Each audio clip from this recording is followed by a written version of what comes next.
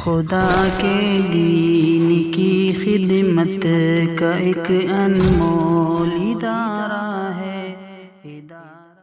तो मैं शाहीन बाग की औरतों ने कल ये कहा, सर हाजी साहब बहुत प्यारा जुमला, शाहीन बाग की दिल्ली की औरतों से मिल्लत टाइम्स ने जब इंटरव्यू लिया तो दिल्ली की उन औरतों ने कहा कि अरविंद केजरीवाल कहते हैं कि 50 से ज्यादा अब लोगों को जमा होने की इजाजत नहीं। तो शाहीन बाग की औरतों से पूछा गया कि भाई अरविंद केजरीवाल ऐसा कहें, तो शाहीन बाग की औरतों ने कहा कि आप हमारी ज्यादा फिक्र न करें, जब माइनस डिग्री चल रही थी, जब हम सर्दी में ठिठर रहे थे, हमारे बच्चे दम तोड़ रहे थे, तो अरविंद केजरीवाल तू उस वक्त तूने हमारी फिक्र नहीं किया, तो कोरोना वायरस की क्यों फिक्र कर रहा।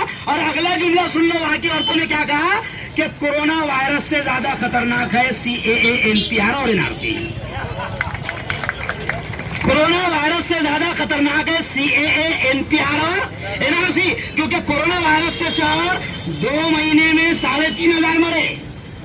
गौर से समझना बात को, कोरोना वायरस से 2 महीने में 3,500 मरे, 3 महीने में 5,500 मरे। समझ इदारा रहे बरे इंसानियत तो सबको प्यारा।